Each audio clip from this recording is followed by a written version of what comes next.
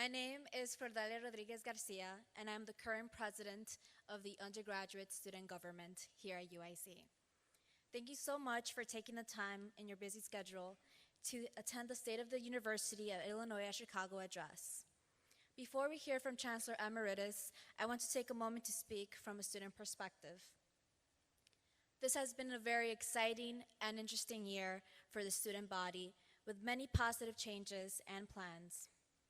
My fellow students and I cannot wait to see the visions come to fruition in the months and years ahead. Although my term as president and tenure as an undergraduate student, I am excited to see the future, what the future holds for this world-class university. The past year has brought many challenges for us as students, for our university, and for higher education in general here in Illinois. Here at UIC, I am very pleased to see my fellow students be more engaged and involved both on campus and in the community. Just this morning, buses filled with students departed to Springfield to attend our annual Student Day at the Capitol, to voice our concerns of funding for higher education to our legislators. If anything, we have become even more positive about UIC's role in the state and as a national and global leader. We all must pull together to maintain this energy and momentum to continue growing in our engagement in the years to come and even after we graduate. I hope you all enjoy hearing from our Chancellor Amiridis about all we've done this past year and what we plan to do moving forward. Next, I would like to introduce Catherine Vincent, the Secretary of the UIC Faculty Senate and the Chair of the UIC Senate Executive Committee. Once more, thank you for being here today. Thank you.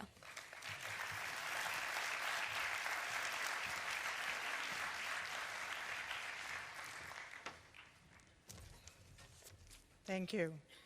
Good afternoon. On behalf of the entire UIC campus, it is a distinct honor to welcome you all here today. I know that you are looking forward to hearing the Chancellor's State of the University of Illinois at Chicago address, an important event started by Chancellor Amiridis when he arrived at UIC in 2015. First, I would like to acknowledge the following dignitaries in attendance: Consul Generals and representatives from the consulates of the Philippines, France, Romania, Lithuania, the Republic of Haiti, Greece, Venezuela, the Dominican Republic, Turkey, China, and Costa Rica. I would also like to acknowledge Michael Scott, the 24th Ward Alderman for the City of Chicago, and staff members from the Senate, from Senator Duckworth's office and Congressman Davis's office. It is now my honor and pleasure to introduce the Chancellor of the University of Illinois at Chicago. Oops. As an accomplished basketball player growing up in his native Greece, Michael Amiridis was used to running. Since he first stepped foot on UIC's campus, he hasn't stopped moving. He regularly meets with departments throughout the university and enjoys interacting with as many students as faculty as he can to share his vision of making UIC the top public research university in Chicago and one of the best in the nation. In his short time here, Chancellor Amiridis has made his mark on the UIC community. Look outside any window on campus and you will see activity abound. Under his leadership, UIC is being transformed. Inside, classrooms are being modernized. Outside, buildings are being changed. For UIC students to be successful, Chancellor Amiridis believes there must be a contemporary, relevant content in modern learning spaces, and he works tirelessly to achieve this. A skilled chemical engineering researcher whose work has appeared in more than 100 publications and garnered more than 24 million as principal or co-principal investigator, Chancellor Amiridis realizes the importance research plays in attracting today's top students. At UIC, learning isn't limited to the classroom. and Chancellor Amiridis wants all students, should they desire, to have the opportunity to be on the cutting edge of discovery. Throughout his distinguished career, Chancellor Amiridis has been recognized with numerous research and training awards and was elected as a fellow in the American Association for the Advancement of Science in 2012. Chancellor Amiridis earned his undergraduate degree in chemical engineering from the Aristotelian University of Thessaloniki in Greece and his PhD in chemical engineering from the University of Wisconsin at Madison, before moving to the University of South Carolina in 1994. At South Carolina, he served as Executive Vice President for Academic Affairs and Provost. He was promoted through the academic ranks there and became Department Chair in 2002, Dean of Engineering 2006, and Provost in 2009. As an avid basketball fan, Chancellor Amiridis was thrilled when the University of South Carolina earned their first trip to the NCAA Final Four this past weekend. And after having a successful season this year with the youngest team in the nation, he hopes one day to see the Flames follow in the Gamecocks' lead. I am pleased to present to you Chancellor Michael Amiridis.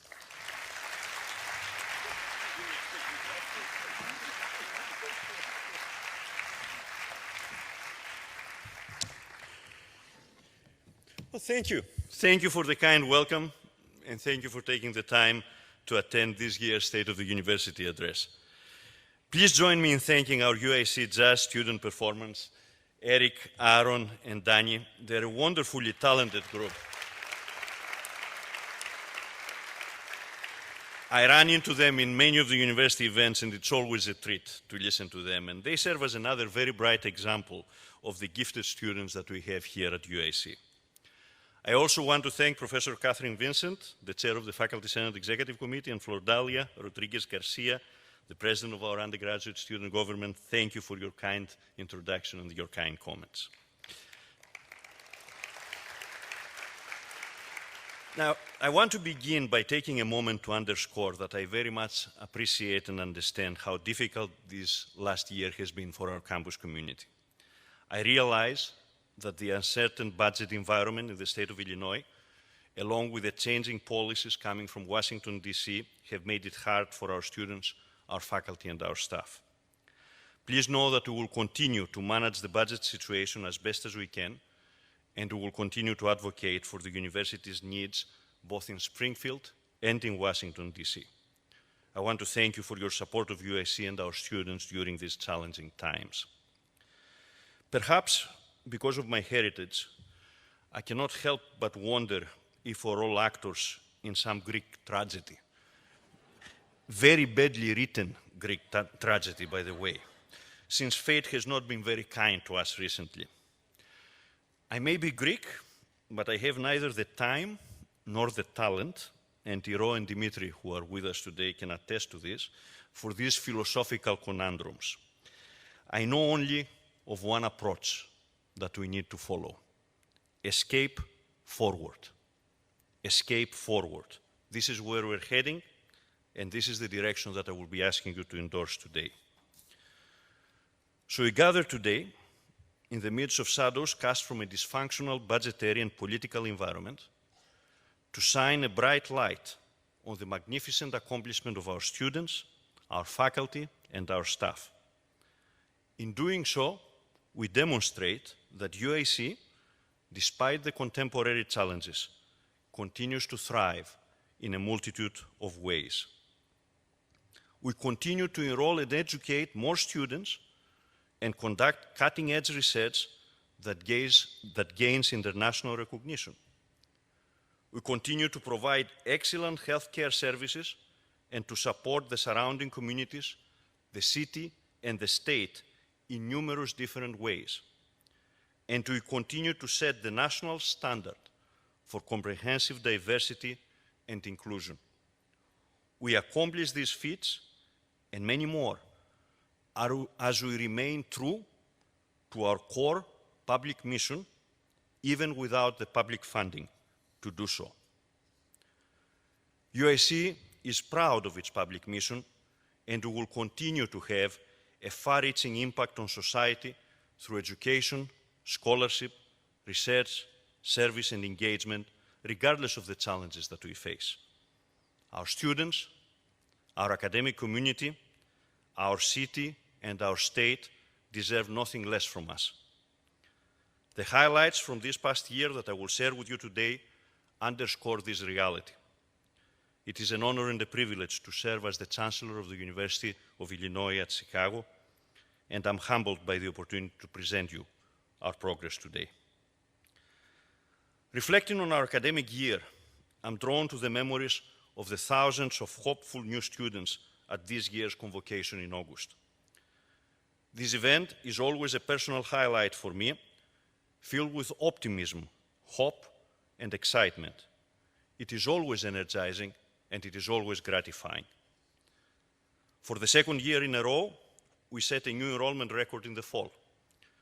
In the middle of the worst financial crisis in the history of higher education in this state, students and their families are voting with their feet because they recognize the quality of this institution. We are grateful for their vote of confidence and remain steadfast in our commitment to access and excellence.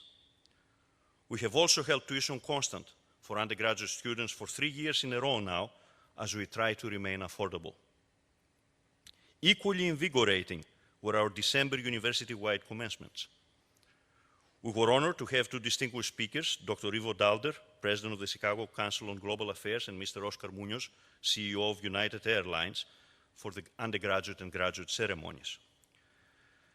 During the December commencement, we also initiated a new tradition, inviting alumni from the 50th year class of 1966 to join us dressed in golden robes and walk alongside the new graduates. In doing this, we represent the strong bond among all generations of our alumni and the continuity of the institution. I want to thank Jeff Nierhoff and his staff, as well as the alumni volunteers for this new tradition at UIC. By the way, through March 15th, more than 4,700 UIC alumni have donated to UIC's annual fund, which is over 20% more than the same time last year. And as we move forward to reorganize our alumni under a new UIC Alumni Association, a step that many of them have desired for 50 years now, I hope that alumni presence and engagement with our current students will continue to grow. I know many of our alumni are here today, and I want to thank you for it. UIC needs you. The success of our students has always been and will continue to be our first priority. Our Student Success Initiative has already accomplished many of its original benchmarks and is now hitting its stride. This past year, we took decisive steps in streamlining the developmental math courses and further enhancing the first-year writing program. We expect that these changes will lead to better progression rates for our freshmen. We have been improving the student advising process, an area where work continues to be done, and streamlining the scholarship awards process. We are also focusing on the transition to college, working with Chicago schools and community groups to provide coaching during this transition from high school to freshmen and as they adjust to college life. These changes and many others are having an impact on the success of our students. The quality of our students and graduates is consistently recognized at the national and international level. This year alone, Sarita Desfande, a senior in bioengineering, received a Gates Graduate Scholarship. Zoe Seeds, a senior in biological sciences, received the Truman Scholarship. Deborah Park, also a senior in biological sciences, received the Goldwater Scholarship. Rima Nimri, a graduate student in Kappa, received the Newman Civic Fellowship. And 35 other students, and yes, there are some men among them, 35 other students from UIC received Fulbright, Gilman, or Schweitzer awards. Our students are outstanding. They could be at any university in the country, but they choose to be here. Just to offer another example, this summer a group of UIC students will join scientists and students from 5 other institutions to take part in a historic National Science Foundation program. The group will do climate and marine research in the Canadian Arctic's remote Northwest Passage aboard the SSV Oliver Hazard Perry. You see the picture of the ship, I hope, if everything works behind me. I'm trying to claim one of the shops on the spots on the ship, but they tell me I'm not qualified, so we're still working on this. We are also taking action to improve the student experience. Under the leadership of Rex Tolliver, our Student Affairs Group created the U&I Care program. This program provides options and resources for students facing personal difficulties and empowers other students and staff members to take action when such concerns arise. We also launched UIC Impact to provide pathways for every student to have the opportunity to apply their learning to real-world challenges through high-impact engagement. Research indicates that students who participate in such practices are more likely to persist through graduation and more successful in the initial steps of their career. The focus areas of these programs are leadership and involvement, research, environmental awareness and sustainability, career development, and global perspective and diversity. Finally, we renovated and expanded student engagement spaces in Student Center East, Student Center West, and the James Tuchel Towers, and reimagined the residential dining experience with the opening of 609 Commons and 2 new retail concepts in our student centers. Our athletic department, under the leadership of Jim Smith, continues to play a big role in building school spirit. Our men's soccer team captured its 4th Horizon League tournament championship and advanced to the NCAA tournament for the 6th time in its history. And it looks like excitement is coming back to the pavilion with a much stronger men's basketball team. I heard the chair of the Senate who said we're heading to the Final Four next year. Well, take it from her.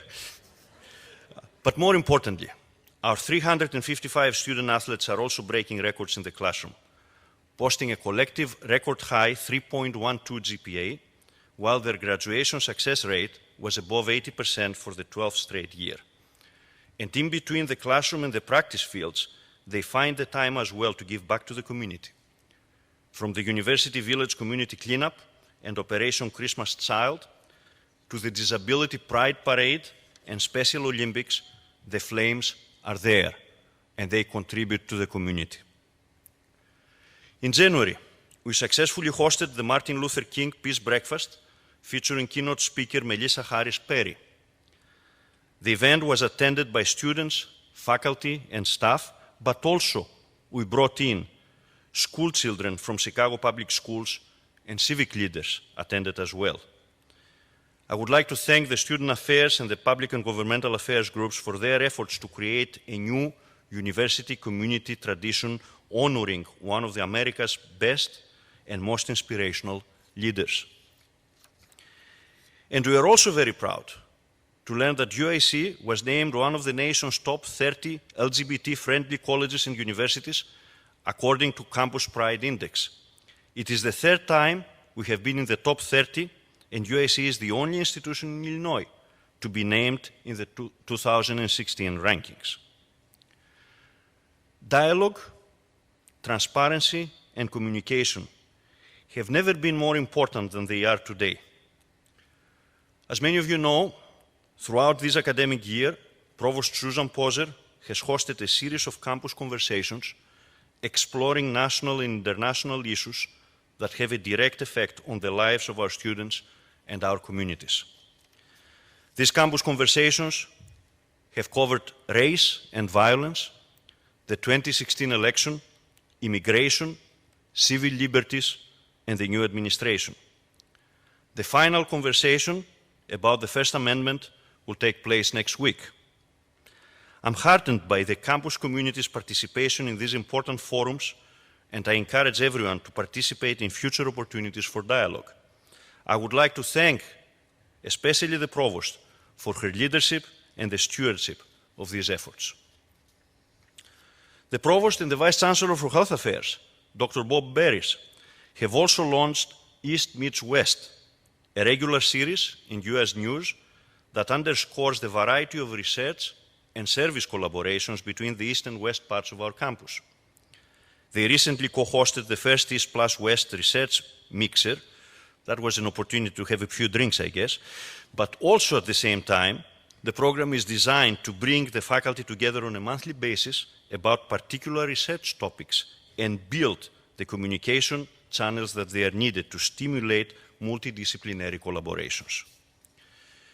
Continuing on the theme of bridging together the two parts of the university, we implemented the new UI Health co-branding campaign. I want to thank Dr. Barris and Dr. Michael Redding for their work to ensure that this campaign successfully represents the unique strengths and attributes of UIC and our health sciences enterprise. We are updating all of the campus building signage to reflect our UIC brand. This project should be completed by the end of this summer.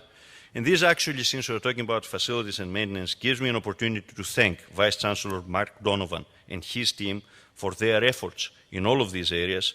And Mark, we will miss you and we wish you well. This year, the University of Illinois at Chicago rose into the top 200 in the Times of Higher Education World University Rankings. The Times list included the best 1,300 research-intensive universities across the world. And I want to thank Dr. Mitra Duda for her efforts in research. And these 1,300 research-intensive universities, they were ranked based on their core missions of teaching, research, knowledge transfer, and international outlook. We were in the top 200 in the world. 60 years ago, Clark Kerr, the first Chancellor of the University of Illinois at Berkeley, wrote that the most important decision academic leaders make is the hiring of the faculty. It's not only that they find ways to prevent and correct the mistakes of the leadership, and yes, we make plenty of them, but it is the faculty that define the quality of an institution. And of course, everybody knows that the staff members are the ones who actually run the place and the only ones who can get anything done at a university. Being ranked in the top 200 in the world simply means that our faculty and staff are among the best in the world. It is they who compete at the highest level and bring international recognition to this university. It's people like Professor Salehi Kojin from Mechanical Engineering, who along with his research group developed an artificial leaf solar cell to cheaply and efficiently convert carbon dioxide from the air directly into burnable hydrocarbon fuel using only sunlight for energy. It is people like Professor Susan Goldman and Jim Pellegrino, who through the Learning Science Research Institute bring together faculty and researchers from different disciplines to design and test innovative interventions, models, tools, and technologies for the 21st century learning environments, and year after year, they obtain the necessary external funds to do so. It is people like Professor Luis Alberto Uria, one of the 5 finalists for the 2016 Penn Faulkner Award, who through his book, The Water Museum, examines the borders between one nation and another, and between one person and another. It's people like Aisa Alfonso and Karen Shu, who organize and lead the groups that last year brought to campus large programs, such as the Latinos Gaining Access to Networks for Advancement in Science, or the Anapizi program, to support our students.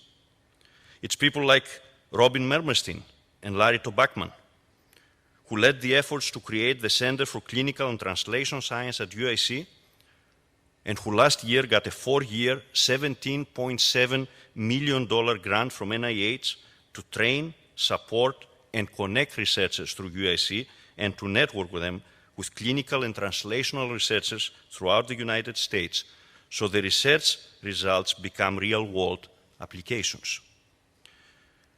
It's people like Robert Wynn, who led our participation in the National Precision Medicine Initiative Cohort Program that will help bring 1 million or more US participants over the next 5 years into a research effort to improve the prevention and treatment of disease based on individual differences in lifestyle, environment, and genetics.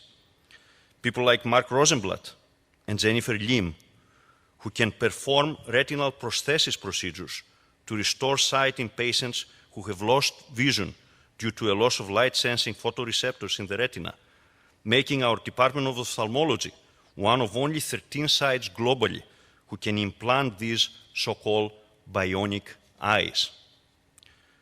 It's people like Damiano Rondelli and his group who can cure adult patients of sickle cell disease using stem cell transplantation through a new non-chemotherapy requiring technique that offers the prospect of a cure, a permanent cure for tens of thousands of patients. And it's people who are recognized and called to serve as leaders of their professional fields. Professor Barbara Ransby, the new president of the National Women's Studies Association. Dean of Libraries, Mary Case, the new president of the Association of Research Libraries. Dean Ralph Keane of the Honors College, the new president of the American Society of Church History. Professor Roderick Ferguson, the new president of the American Studies Association, and Laureen Maxfield, the new president of the National Association of College Stores. And it is the same members of our community, everyone who contributes to our mission, students, faculty, staff, alumni, and friends, who give me optimism for the future and conviction to move aggressively forward, to escape forward. As you know, during the last year, we completed our planning process.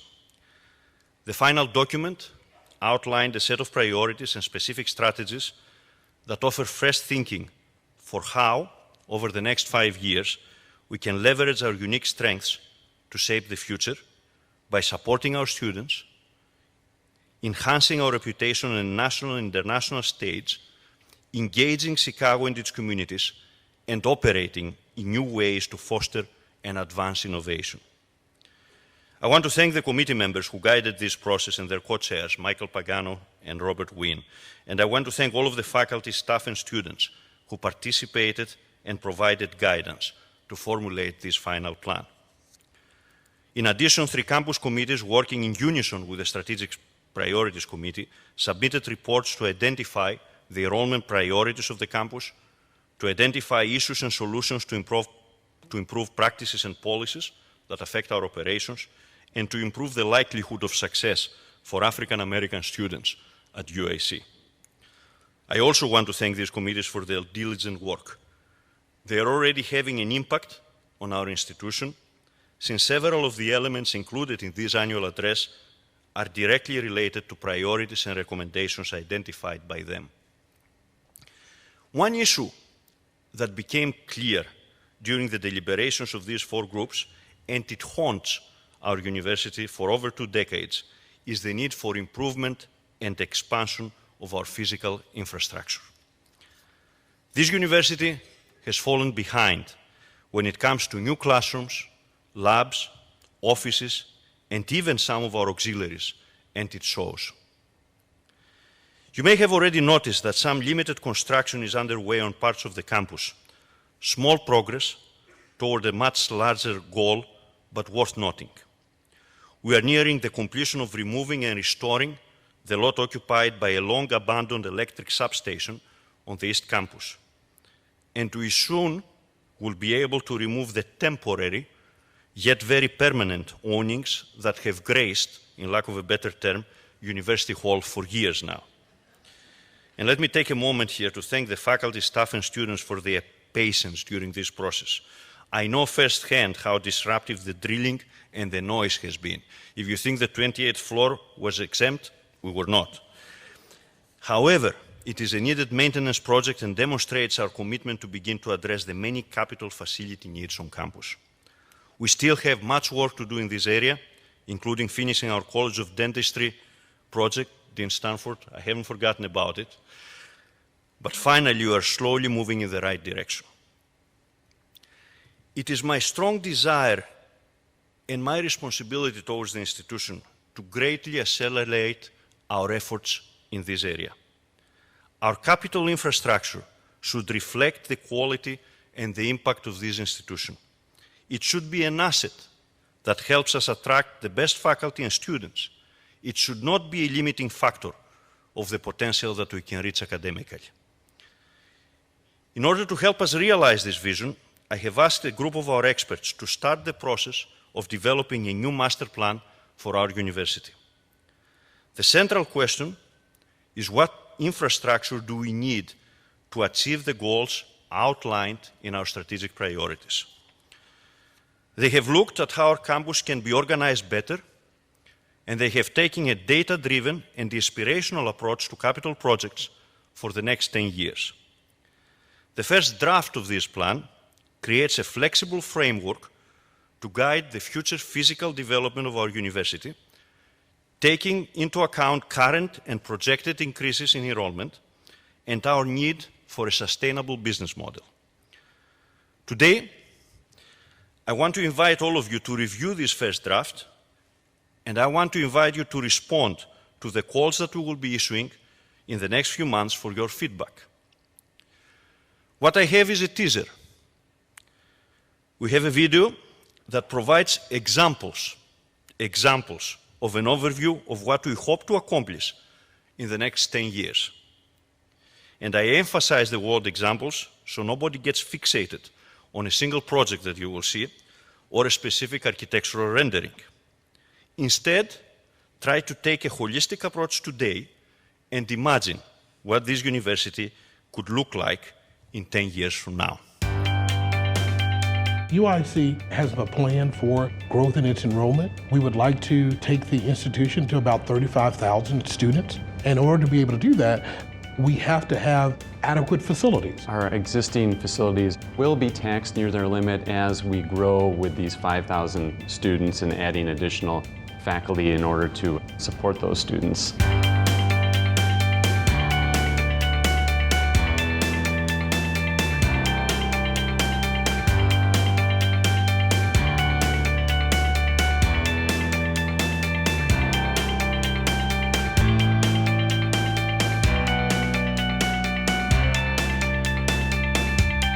The strategic priorities created a wonderful narrative about what we want to be and what we want to accomplish in the future. And the master plan sets that forth in a more concrete way. The plan is in draft form right now. It's critically important to share it with the UIC community and then our neighboring communities. And we invite comments and feedback. And then we analyze the feedback and see how can we take that into account and make improvements to the plan.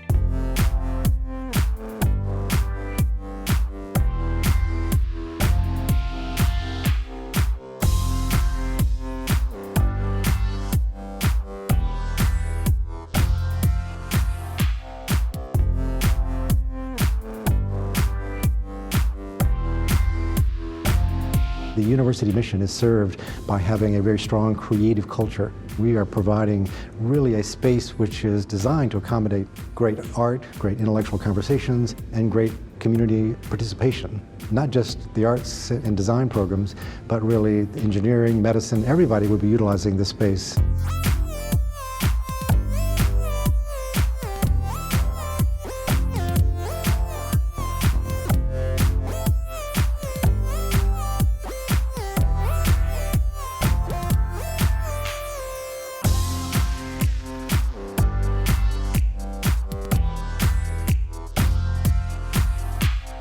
One of the most exciting aspects that's included in the master plan is the inclusion of a new living learning community, Stevenson Hall. It's currently a rather old and outdated instructional classroom building. The plan provides us an opportunity to replace that building with a new academic instructional space that will also include living spaces for up to 500 incoming freshmen. You're giving the chance for students to live pretty much right above their classes.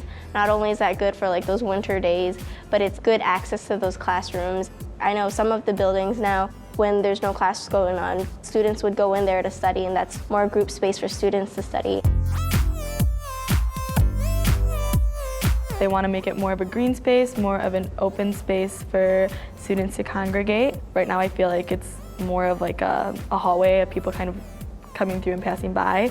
I think if it was more of a place for people to come and relax It would encourage more communication between students with different majors, and it'll give students some better sense of community within the college. There are very few campuses in the state of Illinois that provide the richness of culture and diversity that UIC does. It's the kind of place where students can come and interact and engage with people from all over the world. Student engagement is important and directly tied to student success. Our faculty across the various colleges are already doing research that is nationally and internationally making an impact. If we had new research spaces to enable even more innovative, creative, and dynamic research, we will be able to increase the impact of this research. For example, in the College of Liberal Arts and Sciences, we will be building an advanced chemical technology building, and this will allow us to bring 4 endowed chairs that will bring research teams that will work on a variety of research projects, including building the next generation of battery, personalized medicine, improving wound healing, and drug discovery, including drugs for Alzheimer's, Parkinson's, and bipolar disorder. Our building was built in 1954, and the way that people did research in their labs at that period of time was very, very different from the way that people work today. Research today is much more collaborative. Most of the research funding is being supported by people from different backgrounds that are coming together with different ideas to solve a single problem. So we really need to develop new research space that allows for people of different backgrounds and different abilities to come together.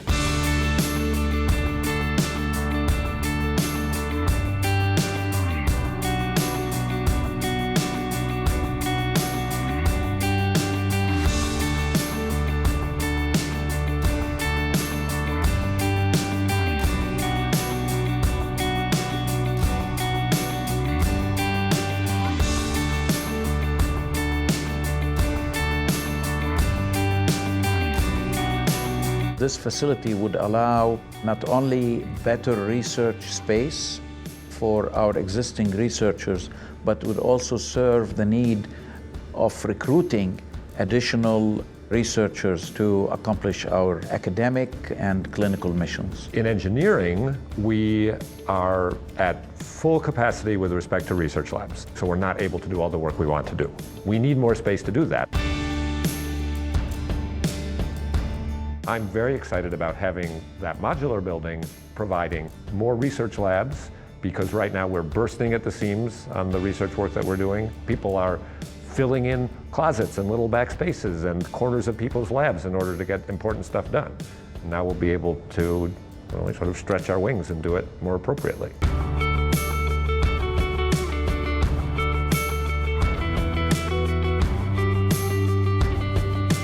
We've seen increases in job placements over the last 5 years. We've seen increases in the number of companies that are recruiting business students on campus. With all the growth that the college has experienced over the last several years, we're essentially scattered across 3 buildings. And I think having everything centralized will only enhance our ability to continue to attract the very best students, to continue to attract the very best faculty, and to continue to be able to innovate in the kinds of curriculums that we offer.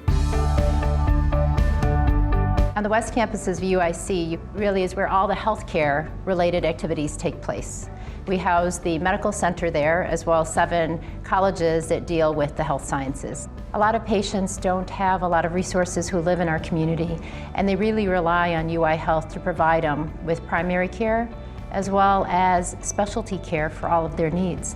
It would be nice to have some improvements to make it a little bit more aesthetically pleasing for the patients, to help them relax and feel comfortable in the area. More importantly, though, we really need improvements in the facilities. We don't have enough space in order to take care of our patients and to grow the way we need to.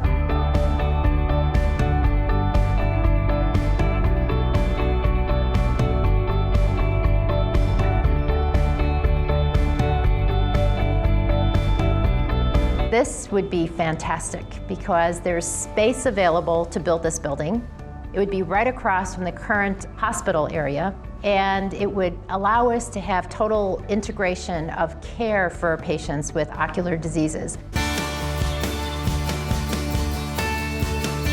Budget constraints and the financial condition affecting the state of Illinois have really forced the university, much like other public sector institutions, to seek other ways to finance capital projects. One such method, the public-private partnership, or P3 agreement, whereby we're able to partner with a private sector firm, is an affordable way for us to deliver student housing, for example. And it's really attractive to private investors because this is a reliable stream of revenue to repay their investment.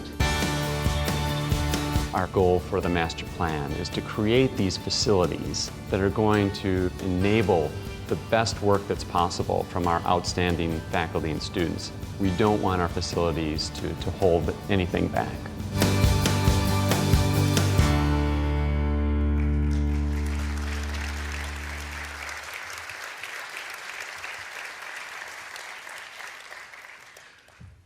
I think I know what many of you are thinking. Do you have the money to do all of this? And some of you may even be thinking, do you have the money to do any of this? The answer is straightforward.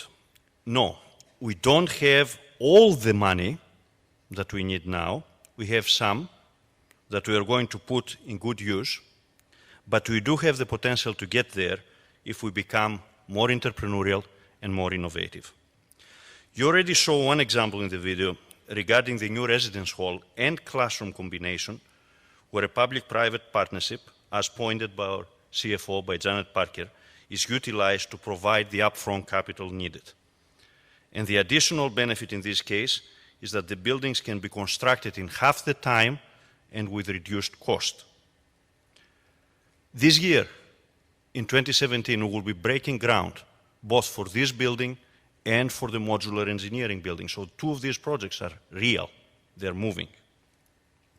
We're working in Springfield to achieve a change in state law that will allow us to use a similar vehicle to build the eye and ear infirmary replacement and the surgery center on the west side.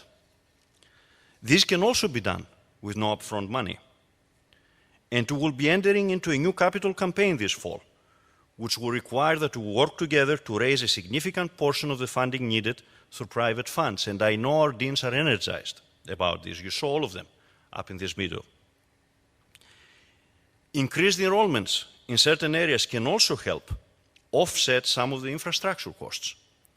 But we have to expand our recruitment strategically, and we have to become more innovative. UIC and Shorelight Education signed an agreement last year to create UIC Global, a partnership that supports the recruitment, preparation, and success of international undergraduate students. UIC Global will build our international student enrollment by recruiting students from more than 100 different countries and support them as they transition to our academic environment. We welcome the first 38 students to campus this January, and we expect 150 to 200 more undergraduate international students this fall. Innovation doesn't stop here. Taking a hard look on how we conduct our internal business is of critical importance. I'm hopeful that the reorganization of the University of Illinois System Administration under the leadership of President Kalin, a reorganization for which I have strongly advocated since my first week here, will not only improve efficiency, but will also reduce costs, allowing us to invest the savings into our human and capital infrastructure. And within our own operations, we are carefully following the recommendations of the Resource Strategy Task Force to achieve exactly the same results. And by the way, innovation goes beyond dollars and cents. Last April, we announced UIC's climate commitments to reduce carbon emissions, reduce waste, increase water efficiency, and increase biodiversity on campus. I want to thank Cynthia Klein-Banai for her leadership in this area. These efforts will reduce the campus's energy footprint and at the same time will save us some dollars and cents that we can invest elsewhere. It is not uncommon in our days to find voices that question the role and the impact of public universities. Thankfully, they're in the minority. This is not a unique occurrence in the history of higher education in the United States. In fact, one can argue that concerns regarding the impact of universities in the daily life of the average citizen led to the creation of the land-grant universities in the last third of the 19th century. Since its inception, UIC has remained focused on the land-grant mission of improving the lives of people of Chicago and Illinois, not only through education and research, but also through one of the most comprehensive community engagement programs in the nation. Last year was not an exception, despite the financial challenges. In fact, in November, we celebrated the 50th anniversary of the Miles Square Health Center with a community awards dinner honoring the men and women who have demonstrated a steadfast commitment to improving the health of Chicago's underserved and underinsured communities, and Congressman Davis has been the champion of these efforts.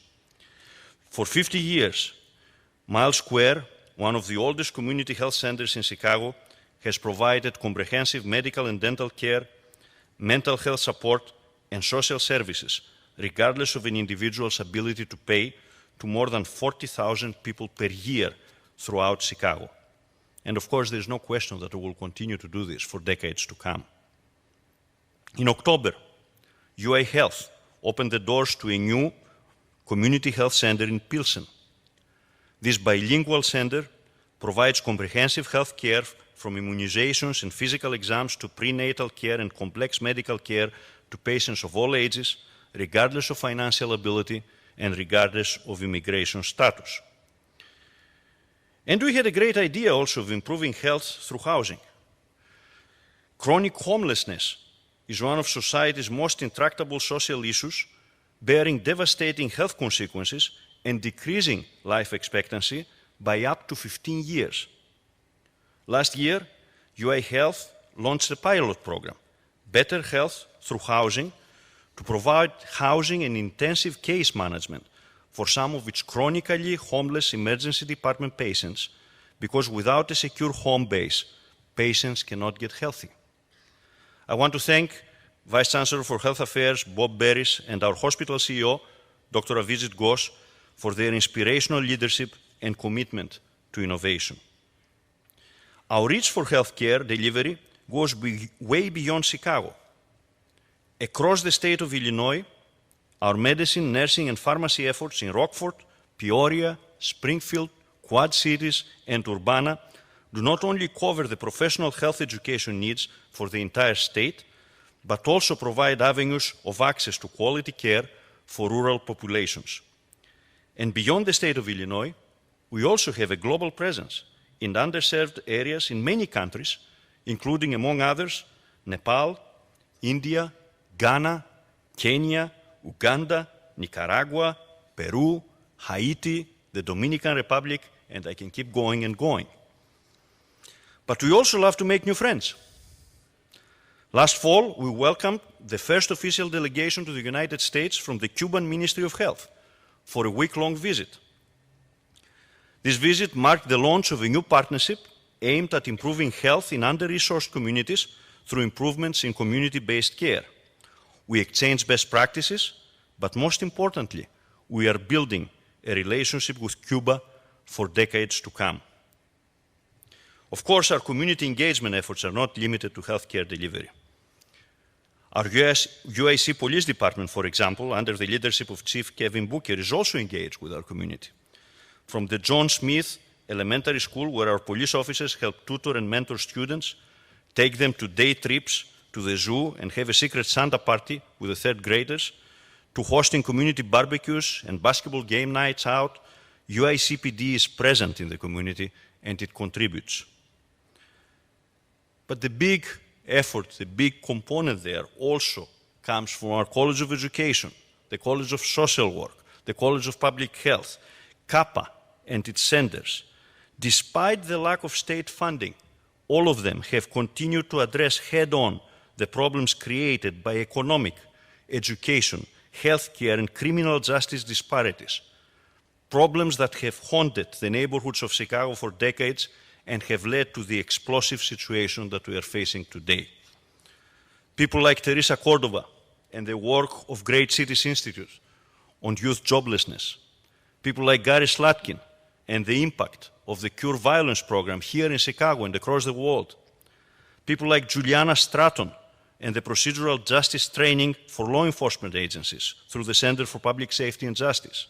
People like Janice Herting and Zitlali Morales from the College of Education, who lead weekly writing workshops with Latina mothers, and people like Patricia O'Brien from the College of Social Work, who supports incarcerated women and works on ways to improve release and re-entry. All of them have made a big difference for yet another year. I can keep going with example after example. After all, this is UIC.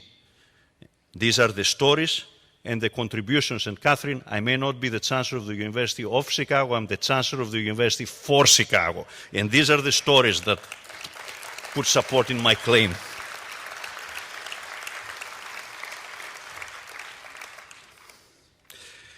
Over the last 2 years, I have been asked frequently, here in Chicago, but also across the country, how do you run a public university in Illinois these days?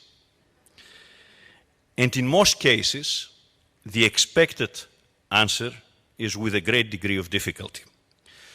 Of course, we already established that the staff members run the university and the faculty govern the university. So how would I know how to run a university? But joking aside, the important question is how do you advance a public university in Illinois these days? Well, I don't know much about other public universities in Illinois, but I do know and have shared with you today that to advance UIC, we have one choice: escape forward. We are Chicago's public research university. We are the university that provides high-quality education to the sons and daughters of this city and this state. We are the university that advances knowledge and culture across the world. We are the university that extends and improves every year the lives of hundreds of thousands of Chicagoans and Illinoisans. We are UIC, our UIC, your UIC. So we escape forward. We escape forward together with great pride for our accomplishments, with renewed conviction to our public mission and our core values, and with a spirit of innovation and excitement for our future. We escape forward. Thank you for your support, and thank you for all that you do for the University of Illinois at Chicago.